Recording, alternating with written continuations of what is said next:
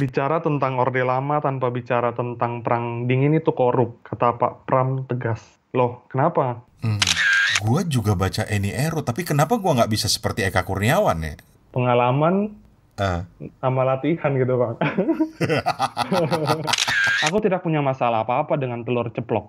Merekalah yang menatapku dengan mata membeliak penuh ketakjuban. Loh, ini cerita-cerita apa ini? ada negara lain yang sudah meramalkan Indonesia akan hilang 2030.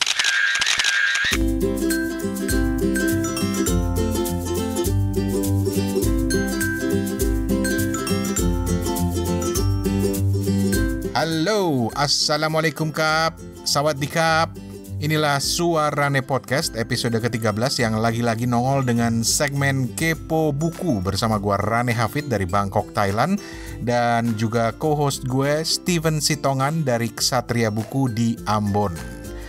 Sayangnya co-host yang satu lagi, Om Toto di Singapura, masih berhalangan ya. Moga-moga nanti bisa gabung lagi lah. Oke, Kepo Buku ini, teman-teman, berangkat dari ide yang sederhana aja, yaitu gue yang selalu kepo pengen tahu lo lagi baca buku apa sih. Kadang-kadang ngeliat orang lagi baca buku gitu di bus atau di mana gitu, gue selalu penasaran, pengen ngintip aja, pengen kepo banget dah. Jadi ya lumayan lah buat referensi bacaan juga buat lo mungkin gitu ya, terutama yang doyan buku. Oke, langsung aja. Beberapa buku yang akan kita ulas hari ini beragam banget.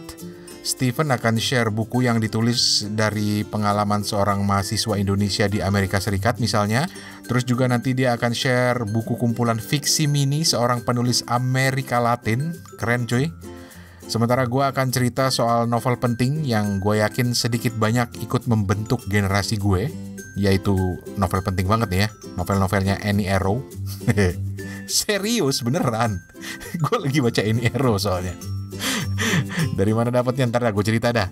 Dan juga gue juga nanti nggak ketinggalan akan ngulas satu buku yang belakangan banyak diomongin orang gara-gara disebut-sebut sama Bapak Jenderal Prabowo. Ya, rupanya Pak Jenderal yang satu ini juga bazar buku kayaknya ya.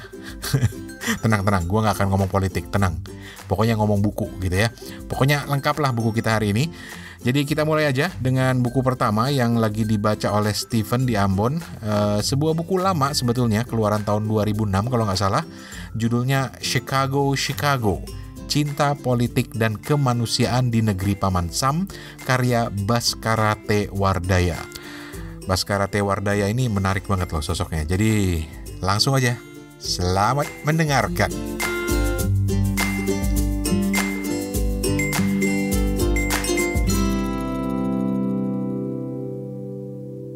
Jadi yang bikin Chicago Cinta, Politik, dan Kemanusiaan di Negeri Paman Sam ini menarik adalah sang penulisnya ini adalah seorang Romo Jesuit, namanya Baskara T. Wardaya, yang ngambil ilmu sejarah yang waktu itu masih sangat-sangat menjadi ilmu yang katakanlah kurang kurang kedengaran ya mungkin ya Bang. Tahun Mhm. tahun segitu, tahun berapa ya? 90-an.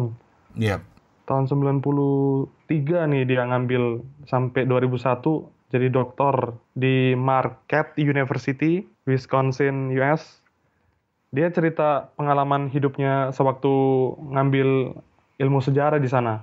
Ketika dia ke Meksiko, dia lihat bagaimana di Oke. antara dunia barat yang wah banget gitu. Ternyata di Meksiko juga ada orang-orang yang memiliki ekonomi yang kurang. Dia lihat juga bagaimana kemanusiaan ketika dia seorang Indonesia juga bisa dirangkul oleh orang-orang barat gitu. Katanya kan ada rasis gitu, ada pandangan-pandangan remeh untuk orang-orang Indonesia, tapi Romo ini nggak menemukan sisi tersebut di dunia orang barat Mhm. gitu.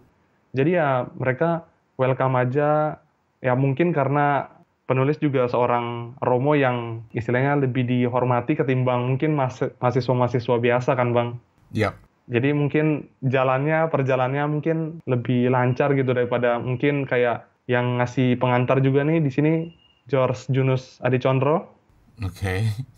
Ya dia bilang ya masing-masing orang tuh ini bisa ada jalan jalan yang ke Roma kan banyak gitu. Jadi mau milih kayak Mas George Adicondro yang sembari kuliah, sembari jadi aktivis, ataupun Romo Baskara yang sembari kuliah, sembari menjalani misi pelayanannya gitu Bang. Sambil ketemu orang, sambil pelayanan, ya asik deh. Yap. Yang paling menarik memang ini, perjalanan dia ketemu, salah satunya yang dia ceritain ketemu Pramudia Anantatur. Dia bilang gini kan sama Mas Pram gini, dia bilang, bicara tentang Orde Lama tanpa bicara tentang Perang Dingin itu korup, kata Pak Pram tegas. Loh, kenapa? Baskara nulisnya gini, menurut dia hal ini berkaitan dengan keinginan Bung Karno untuk membentuk negara yang lepas dari tarik ulur antara blok barat dan blok timur. Sementara itu, bagi Amerika Serikat, negara yang tak ikut Amerika berarti komunis. Presiden Amerika Eisenhower ingin menghabisi Soekarno karena Soekarno tak mau ikut, dalam tanda kurung mungkin maunya Amerika. Dalam masa hidupnya Bung Karno mengalami 7 kali percobaan pembunuhan, ungkap Pak Pram. Jadi ya itu benar-benar yang bikin wawancaranya yang di bab Pram, Ayam, dan Segenggam Dendam nih kayak stand out gitu dari kisah-kisah lainnya yang mungkin ya istilahnya keseharian dia, strugglingnya Bapak Romo Baskara untuk ngambil riset, ketemu sama keluarga-keluarga di sana, yang dia jadi anak angkat juga gitu. Dia jadikan anak angkat sama teman kuliahnya, keluarga teman kuliahnya. Asik. Demen nih gue pilihannya Stephen kali ini. Kita akan kembali setelah pesan-pesan berikut ini dari komunitas podcast Indonesia.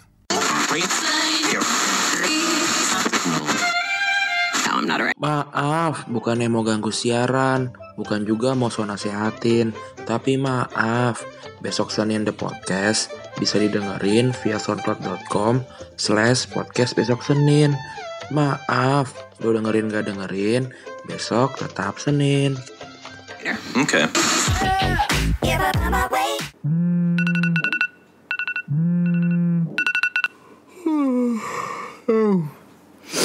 Oke Google, play Arvipra on podcast. Alright, playing the latest episode of Arvipra on podcast.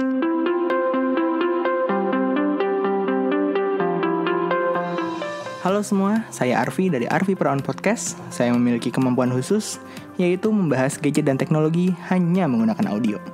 Bisa didengar di SoundCloud atau Apple Podcast dengan nama Arvipra on podcast. Oke, terima kasih sudah mendengarkan. Kita kembali lagi ke yang punya podcast.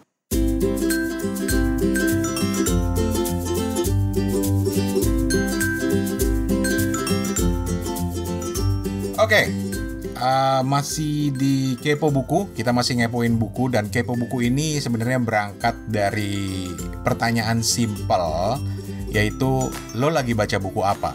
Jadi kita akan tanya siapapun, termasuk Steven dan juga Toto, teman kita yang biasa ngepoin buku gitu. Terus nanti juga kalau lo yang lagi dengerin juga punya cerita tentang buku yang menarik dan pengen kita tanya, pengen share ke kita, nanti kita akan telepon dan kita selalu punya pertanyaan standar. Lo lagi baca buku apa? Itu aja, nggak ribet-ribet amat kok. Bukunya bebas. Toto pernah cerita, gue pernah atau boleh review buku resep nggak?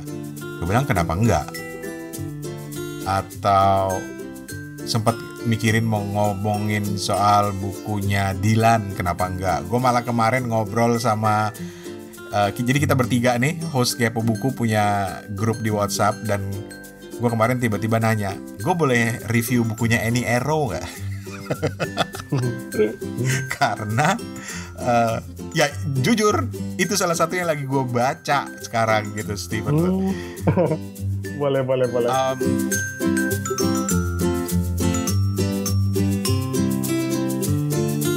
Sekarang kita ngobrolin Annie Ero. Jadi ini perlu kita kasih disclaimer nanti ya, bahwa ini untuk 17 tahun ke atas. Tapi gue gak akan cerita macam-macam di situ. Gue mau cerita begini. konteks Any Arrow sebagai bagian dari bacaan generasi-generasi gue. Jadi Any Arrow itu kan dari tahun 80-an ke 90-an ngetopnya ya. Gue nggak tahu, lo pernah ngalamin nggak atau tahu nggak apa itu Any Arrow? Any Arrow tuh cuma disinggung-singgung sama Eka Kurniawan sih, Bang. Eka Kurniawan? Iya, novelis kenamaan kita sekarang. Ya iyalah, siapa yang nggak kenal sama dia? Terus? Jadi Any Arrow kan Any Arrow sebangsanya novel-novelnya Pak Abdullah Harahap. Oke. Itu benar-benar kayak membangkitkan sisi sastrawi dalam diri Eka Kurniawan. Dalam hal ini, bagaimana Eka Kurniawan bisa menjadi seorang Eka Kurniawan sekarang, salah satu pupukan bacaan yang dia dapat ya kental-kentalnya ya ini. Intisari mungkin, plot-plot mungkin, atau permainan energik kata-katanya itu dari para sesepuh-sesepuh ini. Tapi belum pernah baca sih. Gua juga baca Any Arrow, tapi kenapa gua nggak bisa seperti Eka Kurniawan ya? Ya mungkin ini harus pengalaman sama latihan gitu, Bang. Itu mungkin yang membedakan kita sama dengan Mas Eka. Oke. Jadi gue cuma mau sharing aja tentang Any Arrow. Any Arrow ini kan apa ya? Bisa dibilang salah satu Cerita novel di zaman gue yang kita bacanya itu diem-diem gitu ya. Kalau perlu covernya disobek, iya. selipin di antara buku pendidikan moral Pancasila. Zaman lu kan nggak ada pendidikan moral Pancasila kan? Iya. Nah, zaman gue kita diajar untuk bermoral secara Pancasila gitu. Nah, gue inget bahwa ada temen gue tuh yang hobi nyelipin buku Any Arrow itu di sela-sela buku PMP kayak buku matematika kayak, terus nanti kita baca bareng di kelas gitu. Dan kenapa jadi sedemikian bahayanya adalah karena ya ini adalah buku yang novel erotis gitu. Novel erotis. Nah, kok iya gue belakangan jadi baca buku ini lagi gara-gara tiba-tiba ada temen yang iseng email ke gue hasil scan-nya. Hasil scan. Dan gilanya hasil scan itu kita bahkan nggak tahu judulnya apa. Karena itu tadi covernya udah hilang. Dan di situ gue yakin ini asli karena itu. Pertama, covernya hilang. Jadi nggak tahu ini judulnya apa. Yang kedua, itu hasil scan yang warna kertasnya itu udah coklat-coklat gitu loh. Nah, kertas kalau kita bilangnya dulu kertas stensilan. Makanya zaman gua dulu laku yang namanya disebut sebagai novel stensilan karena memang dicetak di atas kertas stensil yang murah gitu. Tapi murahan tapi harganya murah juga. Gua masih ingat kok zaman gua aja dulu kalau sewa itu paling 100 perak. 100 perak, 100 rupiah. Kalau beli itu mungkin antara 500 sampai 1.000 rupiah. Sementara uang jajannya berapa? Uang jajan gue dulu paling mewah itu 1.000 lah.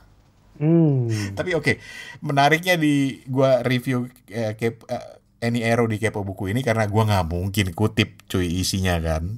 Oh iya, nggak mungkin ya. Nggak mungkin, karena buat gue berlebihan lah ketika ada orang yang bilang inilah sastra erotis gitu. Gue bilang nggak juga gitu loh. Tetapi yang khas dari Any Arrow itu adalah gaya bahasanya itu yang straight to the point. Ada penulis di era gue, seorang novelis yang ketika menggambarkan adegan seks itu penuh dengan apa ya? Bumbu-bumbu yang nggak perlu gitu ya? Bukan bumbu, tapi istilah atau dia nggak to the point, gitu. Itu adalah salah satunya Motingo Boucher. Motingo Boucher itu jago banget nulis adegan-adegan dewasa, tapi dia buat dengan kata-kata yang sedemikian rupa sehingga dia nggak menyebut alat kelamin, dia nggak menyebut alat kelamin wanita, alat kelamin laki-laki. tapi dia banyak menggunakan kiasan-kiasan gitu, yang juga gue nggak bisa bacain di sini. Tapi gue cuma mau menunjukkan bedanya dengan Any Arrow. Kalau Any Arrow itu straight to the point. Oke. Setiap adegan itu straight to the point. Apa yang dilakukan oleh kedua tokohnya, meraih kemana tangannya, sampai suara desahan-desahan, itu semua ditulis apa adanya gitu. Dan buat gue ini menarik, terutama buat anak-anak yang besar di era gue waktu masih remaja. Buat kita itu mungkin sama dengan kalau era lo itu udah era-era sekarang adalah eranya video porno atau 3GP gitu ya. Oke, kita harus kesampingkan dulu yang namanya nilai-nilai dulu lah ya. Ini hanya untuk menunjukkan bahwa ada satu sisi era buku di zaman gue yang seperti ini kenyataannya, gitu. Jadi ketika kita bercanda, teman-teman bercanda, nyinggung Arrow, nah teman-teman yang usianya di luar kita selalu ikut ketawa karena mereka pernah dengar bahwa Any Arrow ini adalah bacaan erotis gitu loh. Tapi gue yakin belum pernah baca. Lu sendiri aja belum pernah baca kan? Iya.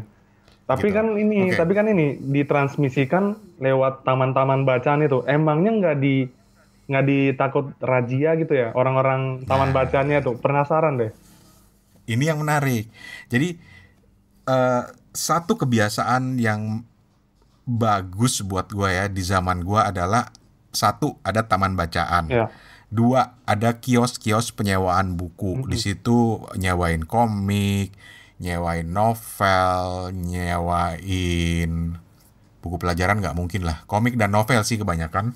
Salah satu yang laris manis itu adalah misalnya buku-buku Kopingho, novel-novel Kopingho, novel-novel Lima Sekawan gitu. Tapi ketika lu datang ke situ dan lu kenal baik dengan orang yang menyewakan, lu tinggal bilang, "Bang, biasa bang." Biasa. Nanti dia akan pinjemin gitu loh. Gitu. Dan itu nggak dipajang, dia akan tahu gitu loh. Jadi kalau Eka Kurniawan bilang salah satu buku yang membentuk pemikiran dia sampai dia menjadi seorang sastrawan seperti sekarang yang sangat terkenal, tulisannya keren banget, adalah karena faktor Any Arrow, gua nggak heran. Bukan karena erotisnya, tetapi satu dugaan gue adalah kemampuan menggambarkan sesuatu. Ya. Itu yang tidak banyak dimiliki oleh penulis-penulis zaman sekarang. Eka Kurniawan itu kan jago sekali mendeskripsikan tokoh, mendeskripsikan tempat gitu ya. Cantik Itu Luka, lu baca aja di situ bagaimana deskripsi dia terhadap tempat itu luar biasa. Ketika dia mendeskripsikan sebuah desa, ketika dia mendeskripsikan hal-hal yang absurd sekalipun, misalnya yang gue lupa di Cantik Itu Luka kalau nggak salah ya, yang digambarkan ada tokoh orang gila gitu. Itu luar biasa, nempel di kepala gue, tergambar bener di kepala gue, dan itu tidak banyak dimiliki oleh novelis-novelis sekarang. Apalagi gue nggak mau berminat nyinyir, tapi ketika gue baca Metropop misalnya, novel-novel Metropop, gue nggak nangkep itu style-style seperti itu. Jadi buat gue Any Arrow adalah sebuah berkah bagi generasi gue, karena terlepas dari unsur erotisnya, kita kita tergoda untuk selalu membaca. Kita budaya visualnya itu belum ada gitu ya. Video itu boro-boro sekarang handphone, 3GP, MP4 segala macam. Semuanya membaca, dan itu membentuk imajinasi di kepala kita. Itu menurut gua sisi positifnya. Dan kalau cerita tentang Any Arrow misalnya, gua pernah nemuin satu referensi yang cerita bahwa dia ini sebenarnya seorang perempuan namanya Eni Sukesi, orang Bogor, tapi sudah melanglang buana, udah pernah jadi wartawan di Amerika. Zaman Jepang dia jadi wartawan untuk media-media Jepang di Indonesia. Pada zaman Orde Baru, nggak tahu apa yang mendorong dia, sepulang dia dari Amerika, dia malah nulis novel-novel erotis gitu loh.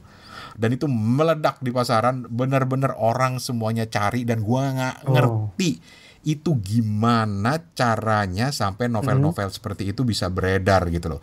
Yang diingat oleh orang adalah di bawah buku itu ada nama Mawar. Mawar itu nama penerbitnya. Jadi itu nggak pernah bisa kelacak ini penerbitnya di mana. Gudangnya di mana? Gudangnya di mana? Peredarannya di mana? Hubungan dengan si Eni Sukaisinya tuh gimana? Karena ini zaman Orde Baru. Iya. Tapi nggak pernah bisa ketahuan gimana cara beredarnya, atau mungkin ketahuan tapi kita nggak tahu gitu loh. Tapi dugaan kita adalah gila ini orang kaya raya beneran si Eni ini. Kalau mengikuti aturan royalti buku yang benar segala macam, karena dijamin bukunya itu beredar di seluruh Indonesia gitu.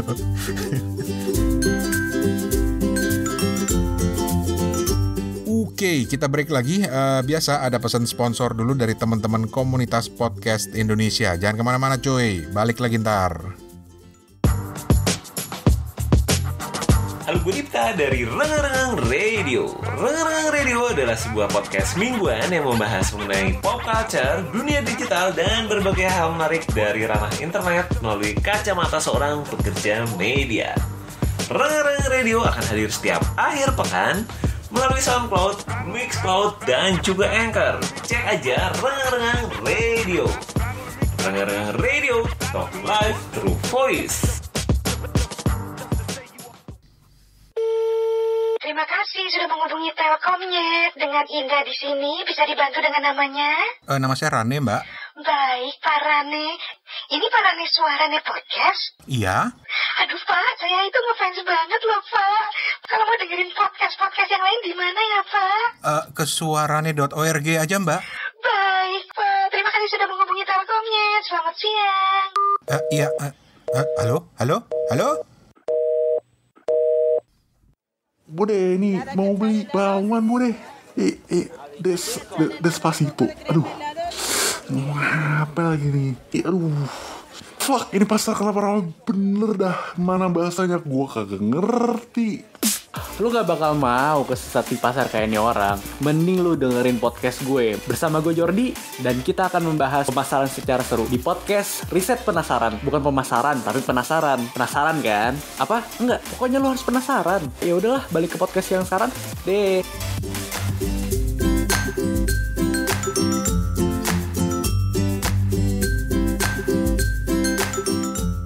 Ya, kita balik lagi di Suarane Podcast, segmen Kepo Buku, bareng gua Rane Hafid dari Bangkok, Thailand, dan Steven Sitongan di Ambon, Manise sana. Kali ini Steven punya satu buku menarik, dan seperti biasa, Kepo Buku selalu berangkat dari satu pertanyaan yang paling amat sangat sederhana. Cuy, lu lagi baca buku apa sih cuy? Steven, lagi baca buku apa? Pemburu Aksara. Pemburu Aksara. Iya, ini karya Anna Maria Sua. Ini serpihan fiksi mini yang diterjemahin oleh Mas Roni Agustinus dari margin kiri. Bener-bener ini kita dikenalin sama fiksi-fiksi mini gitu.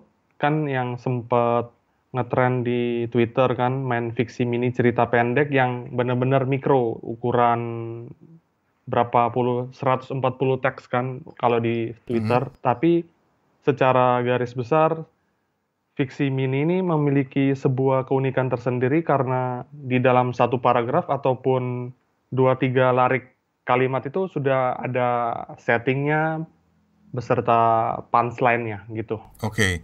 Ntar lo tadi bilang ini Anna Maria Sua, Pemburu Aksara. Iya. Diterjemahkan oleh Roni Agustinus. Berarti ini bukan penulis Indonesia ya? Iya, bukan. Kelahiran Argentina. Oke. Terus pola fiksi mininya itu semini apa? Karena dulu kan di Twitter tuh kan sempat tren kan fiksi mini gitu, yang benar-benar 144 karakter. Apa sampai keren, semini kan? Itu gitu? Oh, kalau di buku-buku yang kita lihat fiksi mini itu ternyata nggak sependek yang di Twitter. Kalau di bukunya ini sendiri ada yang bisa sampai 1 halaman, ada yang bisa cuma setengah, ada yang bisa cuma beberapa baris aja mungkin gitu. Nah ini Anna Maria Shua ini kita dikenalin sama sastra dari Amerika Latin. Jadi kita bener-bener dikocak isi kepalanya untuk ini loh realita magis ala-ala sastra Latin gitu. Oke. Amerika Latin. Apa sih? Aku bisa kasih ini ya, kasih salah satu cerpennya nih. Judulnya Bapak dan Anak. Ceritanya gini, ia punya seorang anak lelaki yang tumbuh sama persis seperti dia sewaktu usianya. Terlepas dari upayanya agar si anak bisa mengejarnya, si bapak tidak tetaplah lebih maju. Namun demikian, sesudah sekian tahun, keunggulan yang ia miliki atas anaknya mulai mengendur, dan ia pun jadi ketinggalan. Jangan khawatir, Papa, kata anaknya menenangkan. Hidup itu bukan balapan. Memang mudah ngomong begitu kalau kau pemenangnya. Asik. Dalam, coy. Iya, benar-benar. Dan di buku ini kita akan disuguhkan pada fiksi mini seperti itu ya?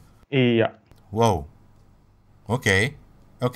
Terus apa yang lu dapat lagi dari buku ini? Kadang-kadang memang ceritanya agak-agak horor gitu ya, agak-agak khas Amerika Latin ya, ketika kita diceritakan fiksi-fiksi orang mati yang menjadi seorang tokoh ataupun dinosaurus yang menjadi tokoh utamanya ataupun malaikat kematian yang menjadi tokoh utamanya. Di sini kita dikenalkan sama ini loh, ratu cerita mikro tuh seperti apa gaya berceritanya gitu. Si Anna ini dikenal dengan ratu cerita mikro. Iya. Oke. Kalau menurut lu sendiri, di mana sih enaknya baca cerita? Oke, tadi Steven udah ngasih contoh bacain satu cerita. Itu udah satu cerita utuh loh itu. Terus kalau menurut lu sendiri, serunya di mana baca cerita kayak gitu, Steven? Ini serunya tuh gini. Ketika kita pengen baca satu buku, novel, fiksi, kita tuh kadang harus butuh sejam, 2 jam. Untuk dapat feel-nya aja tuh mungkin kita harus bertati-tati untuk kenal tokohnya, mendalami karakteristik di dalam tokoh. Tapi ketika kita baca cerpen itu paling satu cerita itu paling 15 menit, apalagi sastra koran itu lebih singkat lagi itu durasi ceritanya. Tapi ketika kita baca cerita fiksi mini, dalam sekejap itu udah dosisnya udah kena gitu. Udah kerasa gitu lah istilahnya. Jadi yang dibilang kalau fiksi itu tea-bag story, kayak teh celup aja gitu. Ketika teh itu kita masukin ke dalam air yang hangat, air panas, udah langsung. Cairan air putihnya akan berubah warna, akan mengental, kita aduk-aduk sedikit, tehnya jadi, selup kita minum. Udah langsung kerasa gitu ceritanya, udah kita serap gitu. Jadi bener-bener dalam sekejap fiksi mini ini membuat kita langsung masuk ke inti cerita. Asik. Terus apa yang menurut lo khas dari fiksi mininya si Anna Maria Shua ini? Ya karena baru sekali ini ya baca buku-bukunya fiksi mini, baru dua yang diterjemahin sama Mas Roni juga, sastra Latin. Cuma yang sebelumnya itu dari beberapa penulis, tapi yang khusus kali ini cuma satu penulis. Yang aku kira betul-betul menarik itu ini, imajinasi mereka yang kayak nggak kepikiran dari orang-orang kebanyakan gitu. Kayak dalam kehidupan sehari-hari kita nggak bakal nyangka kan kalau berpikir dinosaurus punah itu karena apa sih? Ataupun kayak gini. Sembari merokok aku jatuh tertidur. Di sisi sana aku bahagia. Ini mimpi yang indah. Rokok menjatuhi karpet dan membakarnya. Karpet membakar korden. Korden membakar dufet. Dufet membakar spray. Dari rumah itu yang tersisa tinggal gundukan abu. Di sisi sana, aku masih bahagia. Tak ada lagi yang bisa membuatku bangun. Anjing. Ya istilahnya kita kadang-kadang nggak kepikiran kan bisa cerita kayak kematian dengan semut gini kan, bener-bener apa ya?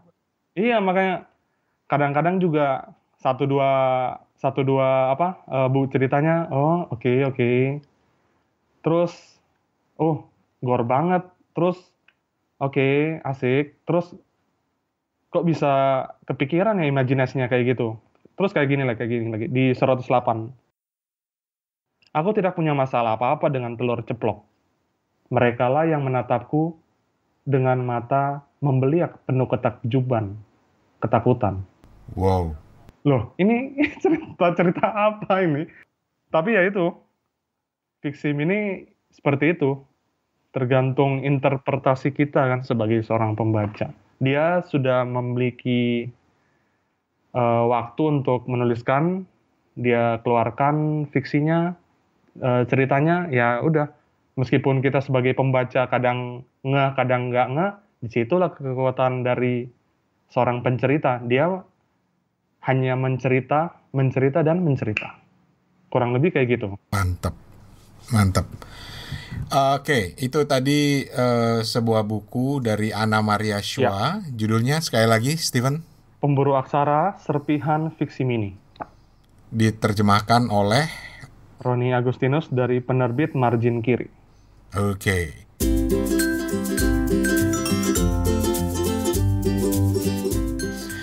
Oke, sebelum kita sampai di buku terakhir yang akan kita ulas di Kepo Buku kali ini, gue juga mau rekomendasiin 2 podcast keren yang ada hubungannya dengan buku.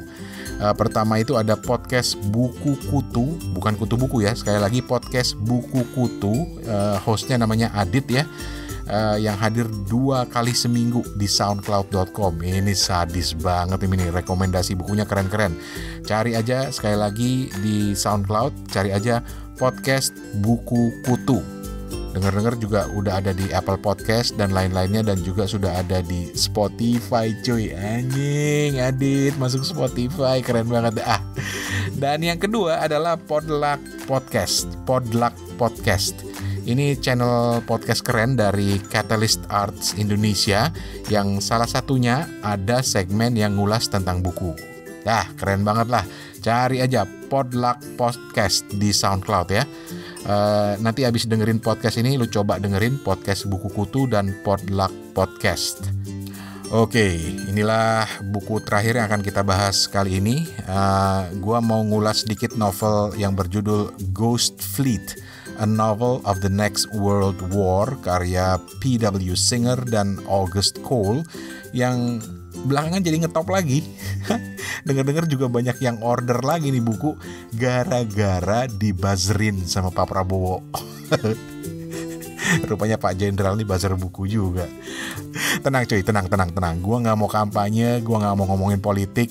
Gua bahkan bukan penggemar atau orang dari kubunya Prabowo Subianto. Gua dari kubu sebelah. Jadi gua kasih disclaimer aja ya. Soalnya ini lagi musim politik nih, lagi musim pemilu. Aduh, lo ngomong dikit aja bisa langsung disentil lo. Ribet banget sih hidup. Ya wes, pokoknya gue cuma mau ngomongin buku, dan inilah ulasan buku yang terakhir untuk segmen Kepo Buku kali ini.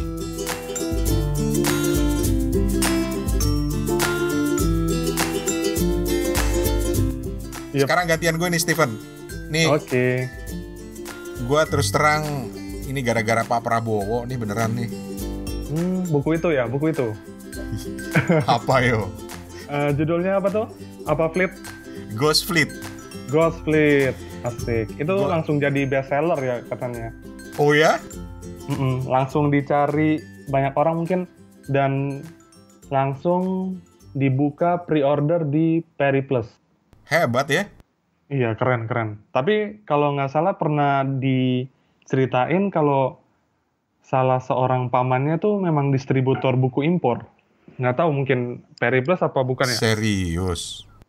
Iya, makanya beliau punya referensi buku-buku yang luar biasa pada waktu itu. Oke.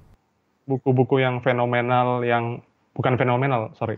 Buku-buku bahasa Inggris, material-material bahasa Inggris yang mungkin waktu itu masih mahal banget, tapi udah dibaca sama beliau karena ada koneksi toko buku impor.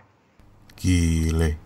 Ya mungkin masih harus diuji lagi faktanya, tapi yang aku baca tuh kayak gitu. Nah, begitu iya. ya? Oke. Ya itu. Nah, jadi gue terus terang nggak mau terjebak sih dalam perdebatan sekarang yang cenderung ke nyinyir gitu Iya, loh. iya. Ketika Pak Prabowo bilang ada pidato, ada negara lain yang sudah meramalkan Indonesia akan hilang 2030. Yang ada kan disamber ke sana kemari tuh pernyataannya, ada yang nyinyir, ada yang ketawa segala macem. Sampai kemudian gue coba cari tahu buku apa sih, rujukan apa sih yang dibaca oleh Prabowo, dan ketemulah ternyata sebuah novel. Oh iya. Dari situ orang nyinyir juga kan, ya novel gitu loh. Sampai kemudian gue baca ulasannya seorang teman namanya Hikmat Darmawan yang bilang, mempertanyakan emang kenapa sih kalau referensi orang novel kesannya itu mengecilkan gitu loh. Iya. Dan akhirnya gue penasaran kan, gue cari tahu siapakah si P.W. Singer dan August Cole ini yang menulis buku Ghost Fleet, dan ternyata mereka itu ahli geopolitik. Dan konsep buku novel Ghost Fleet ini menarik karena ternyata itu adalah hasil kajian mereka, tetapi alih-alih disampaikan dalam bentuk jurnal misalnya atau paper misalnya, justru mereka jadikan itu sebuah novel. Menarik. Bisa diulas lebih dalam?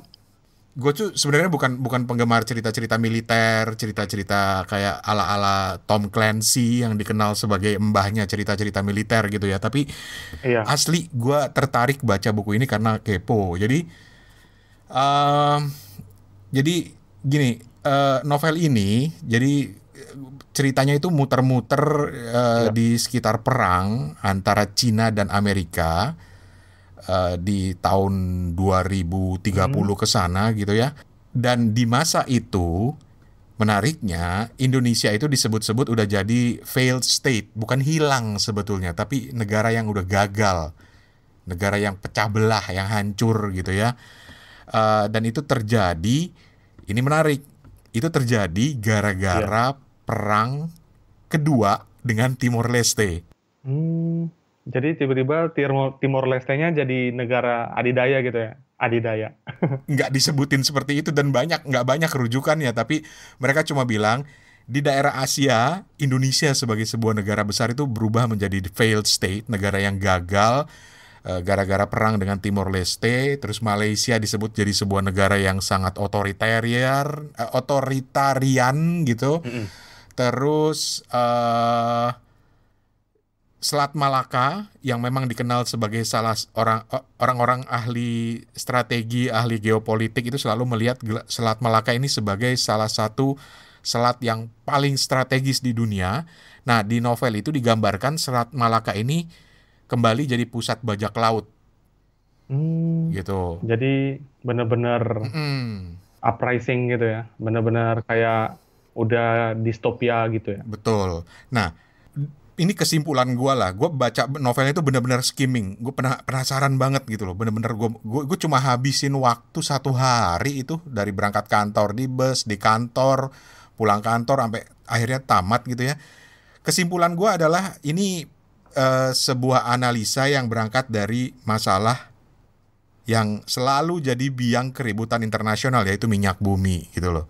Jadi konteks peristiwa perang antara Cina dan Amerika itu juga dipicu oleh masalah di Timur Tengah, kemudian juga Indonesia yang udah failed, masalah di Selat Malaka, dan itu menyebabkan harga minyak naik gila-gilaan. Nah, uniknya di dalam negeri Cina sendiri terjadi gejolak. Jadi partai komunis yang kuat banget itu tumbang, diganti dengan kekuatan militer dan pengusaha. Jadi ada kekuatan militer dan pengusaha yang bekerja sama. Terus mereka juga menggandeng Rusia untuk sama-sama menghancurkan Amerika. Dan di situ, di novel itu digambarkan bagaimana Cina berhasil menguasai Pearl Harbor. Dan ini menarik gitu loh, karena kita tahu kan Pearl Harbor itu di Perang Dunia Kedua juga pernah diserang oleh Jepang kan. Iya. Dan itu Pearl Harbor itu memang menjadi Titik balik. gambaran, betul. Jadi gambaran kekuatan angkatan laut Amerika Serikat gitu. Nah, ketika itulah ini masuk ke konteks Ghost Fleet gitu loh. Kenapa ada Ghost Fleet di situ? Ghost Fleet itu sebenarnya armada. Jadi di Amerika tuh ada istilah yang disebut sebagai Ghost Fleet. Iya. Armada hantu gitu. Ini sebenarnya adalah armada kapal perang Amerika yang udah ketinggalan zaman. Yang udah mau direkondisi gitu ya. Yang udah mau direkondisi tapi nggak dihancurin, tapi disimpan sebagai armada cadangan gitu. Nah, konteks novel Ghost Fleet ini kan saat ketika senjata-senjata itu udah canggih banget, perang canggih, tapi malah Amerika hancur, kemudian dikerahkanlah armada Ghost Fleet ini untuk melawan. Karena apa? Teknologi mereka dari Ghost Fleet ini sendiri belum canggih-canggih amat gitu. Oke. Terus jadi menarik. Jadi armada Ghost Fleet inilah yang dikerahkan melawan Cina dan Rusia. Dan karena apa? Karena senjata canggih Amerika itu hancur, kalah sama Cina. Dan yang bikin gua ketawa itu salah satu penyebabnya adalah karena di beberapa kapal-kapal perang Amerika yang canggih-canggih itu ada prosesor buatan Cina yang ditanamin virus. Gitu. Jadi itu yang menyebabkan salah satunya mereka hancur gitu loh. Dan akibatnya ya habislah armada-armada Amerika Serikat gitu loh. Nah terus gue terus terang nggak terlalu tertarik banyak sih sama ceritanya, tapi gara-gara Pak Prabowo doang gitu loh. Nah ini ada satu di bagian yang ada Indonesianya ya. Jadi dia menggambarkan, ini gue kutip begini nih kata-katanya. Iya. Jadi waktu itu menggambarkan ada sebuah kapal angkatan laut Amerika yang lagi patroli di Selat Malaka. Jadi dia menggambarnya begini. The roughly 600 mile long channel between the former Republic of Indonesia, the former Republic of Indonesia and Malaysia was less than 2 miles wide at its narrowest, barely dividing Malaysia's authoritarian society from the anarchy that Indonesia had sunk into after the Second Timor War. Jadi dia menggambarkannya begitu. Jadi dia menggambarkan bajak laut di Selat Malaka itu juga pakai alat-alat canggih gitu loh. Jadi memang konteksnya ketika ini dunia lagi kacau balau, kemudian juga perang itu udah canggih dengan senjata-senjata model baru. Senjatanya udah nggak pakai peluru tapi pakai gelombang elektromagnetik, pakai pesawat-pesawat drone, bahkan bajak-bajak laut di Selat Malaka itu digambarkan juga pakai senjata drone. Terus juga teknologi biologi itu digunakan untuk perang. Jadi di situ digambarkan ada obat-obat yang bisa bikin tentara itu punya refleks yang lebih hebat, superior gitu ya. Tapi pada akhirnya kembali ke teknologi jadul yang kemudian dipakai untuk memenangkan perang dengan memanfaatkan armada Ghost Fleet ini. Dan gue di sini ketemu penjelasannya kenapa Pak Prabowo nyebut ini sebagai hasil kajian, karena memang itu hasil kajian gitu loh. Benar-benar sebuah bukan cuma fiksi belaka ya, tapi ada tarik ulur antara ini mau dimasukin ke dalam sebuah fakta atau bagusnya dibuat semi fakta gitu, makanya dimasukin ke fiksi. Bener, gue malah suka idenya, malah menarik gitu. Jadi ya buat gue bukan fans Prabowo Subianto terus terang kalau kita ngomong politik lah ya. Tapi ya kita nggak bisa buru-buru ngeledek Prabowo juga ketika dia ngutip novel ini gitu loh. Iya. Dan gue juga masih penasaran dari mana Prabowo tahu novel ini, dan kemudian gue kepo, gue cari-cari lagi artikel, dan gue nemu artikel yang bilang bahwa novel ini saking detailnya, saking ilmiahnya, itu sempat jadi rujukan buat tentara Amerika loh. Bacaan wajib. Betul. Jadi ada seorang jenderal Amerika yang pernah jadi komandan NATO, gue lupa namanya siapa, rujukannya gue juga udah lupa, tapi di situ diceritakan dia pernah jadi komandan NATO dan kemudian jadi dekan di sebuah universitas, dan dia bilang buku ini adalah blueprint yang keren untuk masa depan gitu loh. Oke. Jadi di dalam buku ini Bang Rane bisa sedikit mencuri waktu untuk melihat masa depan tuh kira-kira kayak gimana ya gitu ya. Betul. Dan Ghost Fleet. menarik, logis buat gue, logis banget.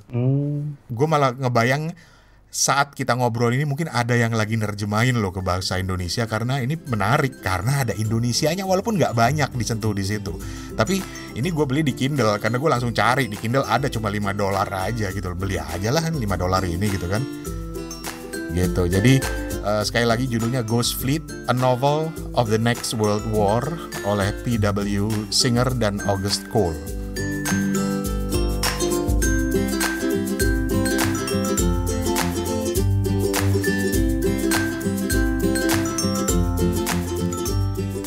Saudara-saudara, begitulah Suarane Podcast episode ke-13 kali ini yang merupakan segmen Kepo Buku yang berangkat dari satu pertanyaan penting, saudara-saudara. Penting sekali bagi bangsa dan negara ini, yaitu, cuy, lu lagi baca buku apa cuy?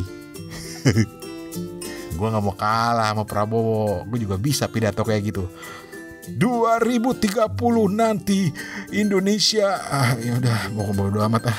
Oke, apa lagi ya? Oh iya, lu sendiri lagi baca buku apa? Share dong sama kita di sini, karena kedepannya nanti Kepo Buku juga mau ngajak lo semua untuk sharing buku-buku yang lu baca. Jadi lu bisa sharing lewat email, kirim aja email ke gue di suarane@gmail.com. Mau ditulis kek, mau direkam, direkam lebih bagus lagi ya. Kirim aja ke situ ya. Kedepannya Kepo Buku bakal juga merambah ke Anchor, di mana kita akan share cemilan-cemilan rekomendasi buku singkat di sana di channelnya Steven, yaitu Ksatria Buku. Pokoknya nanti deh kabar lengkapnya akan kita ceritain. Yang jelas kita mau ngajak kalian semua, teman-teman gue yang baik hati dan tidak sombong ini, untuk ikutan share buku yang lagi dibaca. Gitu, maklum lah, gue kepo banget gue kalau ngeliat orang baca, lagi baca buku apa sih, kayaknya asing banget gitu loh. Apa? Any arrow.